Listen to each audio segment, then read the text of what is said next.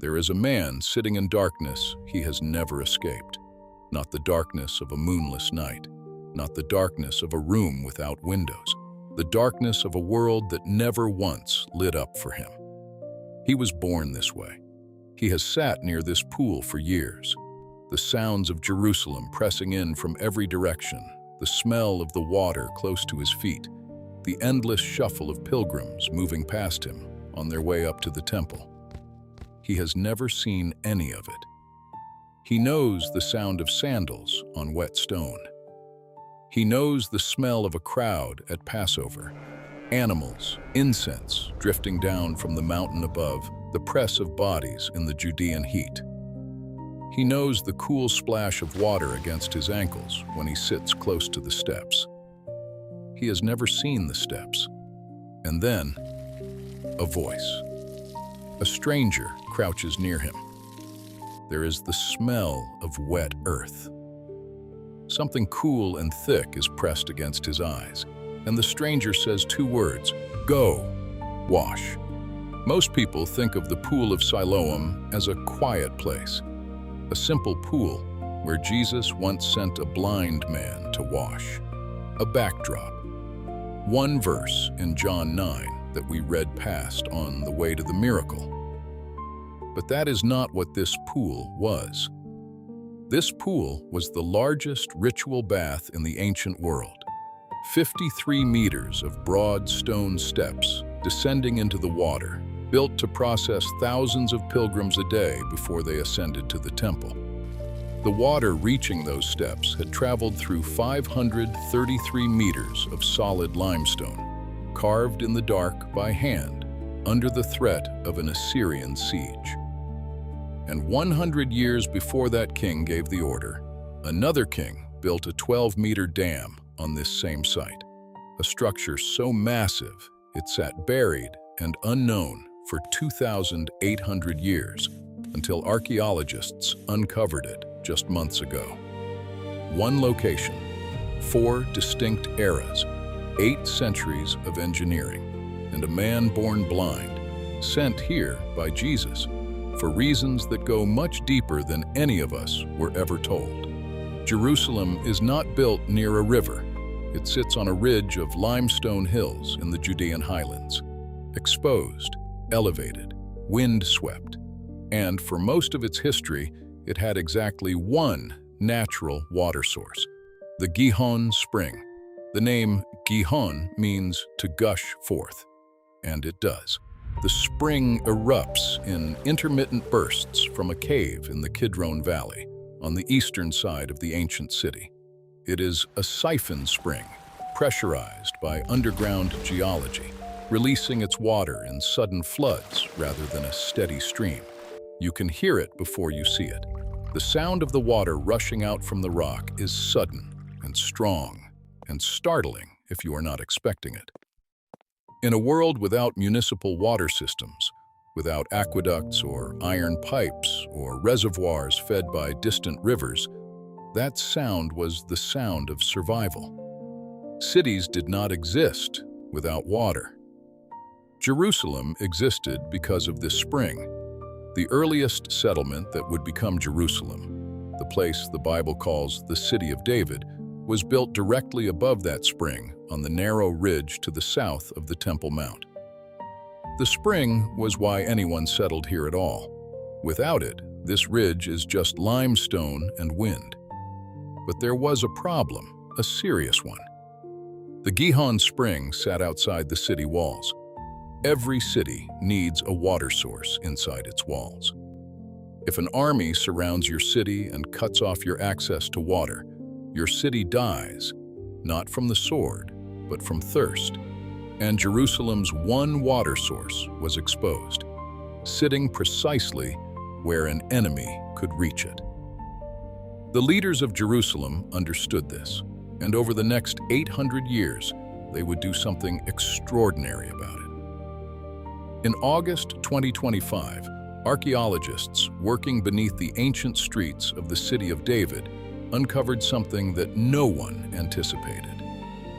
The Israel Antiquities Authority, led by Dr. Nahshon Santon, had been excavating along the buried lower section of the Pilgrim's Road, the ancient paved street that once ran from the Pool of Siloam up to the Temple Mount. They followed the road's foundations south, deeper into the earth, and they found a dam, 12 meters high, more than 8 meters wide, over 21 meters of length uncovered, and the excavation is still ongoing. It is the largest and earliest dam ever found in Jerusalem. The dam dates to approximately 800 to 795 BCE, the era of either King Joash or King Amaziah of Judah. The exact king has not yet been confirmed, but the structure has. Its purpose was twofold. It redirected the Gihon Springs waters southward toward the pool, and it captured the seasonal floodwaters that rushed down the Kidron Valley in the rainy months, waters that would otherwise have run off into the wilderness. It turned unpredictable, intermittent flow into a managed, reliable reservoir. This means the Pool of Siloam was not a first-century invention. It was not built by Herod the Great or for the Second Temple pilgrims, or even for Hezekiah's military crisis. The water system ending at the pool had been under active construction for at least 800 years before Jesus walked its steps. The city was preparing this place long before anyone understood what it would one day be used for. The year is 701 BCE. Sennacherib, king of Assyria, has turned his armies toward Judah. His own records, carved into a clay prism now housed in the British Museum, describe his campaign with chilling precision. 46 walled cities taken, 200,000 people deported. King Hezekiah of Jerusalem, Sennacherib, writes, "Shut up like a bird in a cage." The Assyrian military was the most effective force in the ancient world. They had already dismantled the northern kingdom of Israel. They had already emptied city after city of its people. And now they were moving toward Jerusalem. Hezekiah understood his situation. He was not facing a skirmish. He was facing annihilation. And he knew exactly what the Assyrians would do first. They would cut off the Gihon Spring. They would plant themselves in the Kidron Valley, deny Jerusalem its only water source, and wait.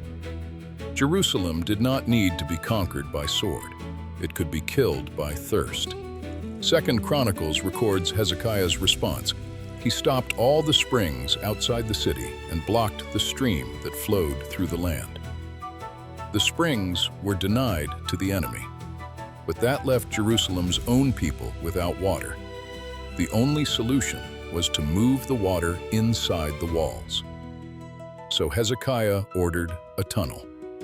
533 meters of solid limestone, carved by hand in complete darkness, using iron tools, working from both ends of the mountain simultaneously toward the center. 2 teams, 2 starting points, no surveying technology, no way to verify their alignment except by listening, pressing an ear to the rock and hoping to hear the other team's pickaxes somewhere on the other side of the mountain. The Siloam Tunnel, Hezekiah's tunnel, redirected the Gihon Spring from its exposed cave on the eastern slope, through the bedrock under the city of David, and out on the western side of the ridge into a pool, the Pool of Siloam. The tunnel still exists. You can walk through it today. The water still flows. Visitors wade through the same narrow passage that workers cut with iron tools 2,700 years ago. The walls are close. The air is damp. The only sound is water moving through ancient rock, and it all ends at the pool. In 1880, a teenage boy wading in the tunnel discovered an inscription carved into the rock near its southern end. 6 lines of ancient Hebrew cut directly into the limestone wall, about 6 meters from the tunnel's exit into the pool. The Siloam inscription is now in the Istanbul Archaeological Museum. It is one of the oldest Hebrew inscriptions ever found. And it does not record a king's name. It does not claim credit for the project or enumerate Hezekiah's greatness. It records something far more human. It records the moment the two tunneling teams, working blindly toward each other through 533 meters of solid rock, finally broke through. The inscription reads, "While there were still 3 cubits to break through, there was heard the voice of a man calling to his fellow, for there was a crack in the rock on the right and on the left. And on the day of the breakthrough, the workers struck each toward his fellow, axe against axe. And the water flowed from the spring to the reservoir, and the water flowed." This is not a legend. This is not a later interpretation. These are the words of the workers themselves, men who carved through the mountain in the dark, guided only by the faint sound of pickaxes on the other side, who finally broke through to each other. They wrote it down in the rock the same year it happened. And those words sat in the dark for 2,700 years, until a boy wading through the water felt something carved on the wall. The Bible told us Hezekiah built a tunnel and pool. 2 Kings 20, verse 20, records it directly. But here, in the tunnel wall, the people who actually swung the axes describe the moment it worked. Jerusalem's water was secured. The Assyrian army came, and 2 Kings 19 records that they never took the city. An angel of the Lord struck down 185,000 Assyrian soldiers in a single night. Sennacherib withdrew, Jerusalem stood. Hezekiah's water gamble had held, and at the end of that tunnel, cut through mountain rock under the pressure of an imminent siege, the Pool of Siloam was full. The Pool of Siloam that Jesus visited was not the same pool Hezekiah's tunnel emptied into.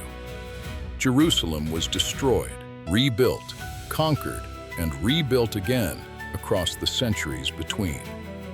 The city that Jesus walked was the Jerusalem of the Second Temple, a city rebuilt to match an empire, and the Pool of Siloam had been rebuilt to match. In 2004, a construction crew repairing a sewage pipe in the city of David broke through into something they had not expected: a stone staircase. They stopped. Archaeologists were called. What emerged from the earth over the following months, and over the ongoing excavation that continues to this day, was the Second Temple-era Pool of Siloam, the pool referenced in the Gospel of John. Pause here and let the scale settle. The pool measures approximately 53 meters in length, longer than half a football field, with broad stone steps running down on multiple sides, wide and shallow, designed not for a handful of worshipers, but for thousands of people moving simultaneously. They descend into the water in tiers, broad enough for pilgrims to stand several abreast, immerse, and move on as the next wave comes down behind them. This was a Mikvah, a Jewish ritual immersion pool, but at a scale unlike any other. At Passover, at Shavuot, and at Sukkot, the 3 great pilgrimage feasts, Jewish people from across the ancient world made their way to Jerusalem. And every pilgrim was required to be ritually pure before entering the temple courts. The primary means of purification was immersion in water. The Pool of Siloam was not at the edge of the city. It was at the beginning of the pilgrimage. It was the threshold. Before you could ascend to the temple, you came down here first. You descended these broad stone steps into the water. You immersed. You came up clean. The smell of that pool during Passover week, wet limestone, the press of thousands of bodies, incense already drifting down from the temple courts above, would have been overwhelming. The sound of water moving, of voices calling across the pool, of the steady rhythm of pilgrims descending and ascending. This was not a quiet corner of the city. This was its loudest, most trafficked ritual space. And Jesus knew this pool. He had been here every year of his life. From the pool's edge, a street began.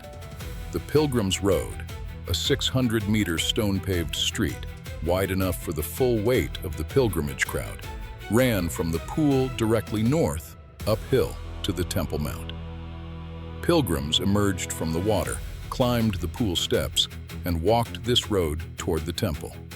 Still damp from immersion, moving in the press of the crowd, the incense growing stronger with every step uphill. In January 2026, that road opened to the public for the first time in nearly 2,000 years. It had been sealed under rubble since 70 CE, when Roman forces under Titus destroyed Jerusalem. The road was buried. The pool was buried. The city above them was dismantled stone by stone. Now the stones are exposed again. The same stones that Passover crowds walked. The same stones Jesus walked every year of his life on the way to the temple. You can stand on them today. And every time Jesus walked that road, he began here, at the pool. Jesus and his disciples are moving through Jerusalem when they pass a man who has been blind from birth.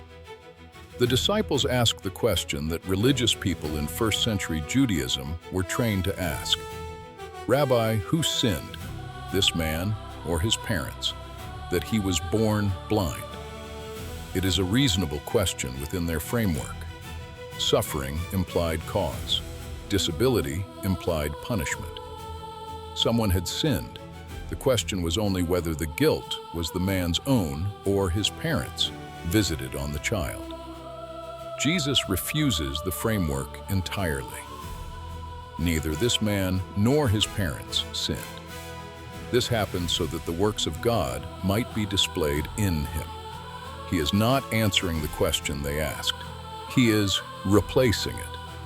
This man's blindness is not evidence of God's absence or God's judgment. It is the place where God's work is about to appear. Jesus bends down. He spits on the ground, mixes the saliva with the dirt, and places the mud on the blind man's eyes. There is a theological current running through that gesture. In Genesis 2, God forms humanity from the dust of the ground. The Word through whom all things were made. John has established this identity for Jesus in the opening of his gospel, is now working with dust and earth to complete what was left incomplete at this man's birth. Not punishment, completion. And then the command, go, wash in the Pool of Siloam. The man has options. There is water throughout Jerusalem, cisterns, ritual baths, the temple complex itself. Jesus does not say, go find water. He names the pool. John makes sure we do not miss this. He adds a parenthetical note, unusual for John, immediately after naming the pool, which means sent, Siloam, sent. The word comes from the Hebrew root meaning to send, to dispatch, to direct toward a destination. John is not offering a trivia note. He is giving us the interpretive key to the entire miracle. The pool built by water that was sent through 533 meters of rock. The pool where pilgrims were sent before they could ascend to the presence of God. The pool at the downstream end of 800 years of water engineering, beginning with a dam built under a forgotten king, continuing through a tunnel carved in complete darkness, arriving at broad stone steps at the edge of the Pilgrim's Road. And a man born blind is sent here. He does not ask for an explanation. He does not understand the layers of the place he is walking toward. He just goes. The gospel records it without ceremony. So the man went and washed and came back seeing. No dramatic cry, no recorded moment of first sight. no description of what Jerusalem looked like to a man seeing it for the first time in his life. Just, he went, he washed, he came back, seeing. The man, born blind, walked down into the Pool of Siloam with no awareness of where he was standing. He did not know about the dam, the one 2,800 years deep that archaeologists were pulling out of the earth above him. He did not know about the two tunneling teams working toward each other through solid rock, or the inscription they left on the wall describing the moment they broke through. He did not know that the water washing over his face had survived a siege, been redirected through a mountain, been preserved inside city walls while Sennacherib's army waited in the valley below. He just went where he was told. But Jesus knew exactly what the Pool of Siloam was. He knew it was the place where pilgrims came to be made clean before ascending to God's presence. He had descended these steps himself. He had walked the road from this pool to the temple courts every year of his life. He knew this pool had been the threshold between the unclean and the holy, between the outside world and the presence of God, for longer than anyone in Jerusalem understood. When he told the man born blind to go and wash here, he was not choosing a convenient body of water. He was sending him to the most theologically loaded pool in the ancient world, a place where people came down in need and came up changed, a place built, literally and physically, to prepare people for the presence of God. The dam caught the water. The tunnel moved the water. The pool held the water. And one man washed his eyes in it and came back seeing. The Pool of Siloam appears in one verse of John 9. Most of us read past it on the way to the miracle. But that pool was not an accident of geography. It was a place that had been prepared by a king who built a dam 800 years before the miracle, by workers who carved a tunnel through solid rock in the dark, by architects who designed broad stone steps so that thousands of pilgrims could descend into the water before ascending toward God. The man born blind was not sent to a convenient location. He was sent to a prepared one. 8 centuries of water engineering converged on the moment he stepped into that pool. He did not know any of it. He just went where he was sent and came back seeing. Here is what the Pool of Siloam leaves behind. When Jesus sends you somewhere specific, not somewhere easy, not somewhere obvious, somewhere particular, do you trust that it was prepared long before you understood why you needed to go there?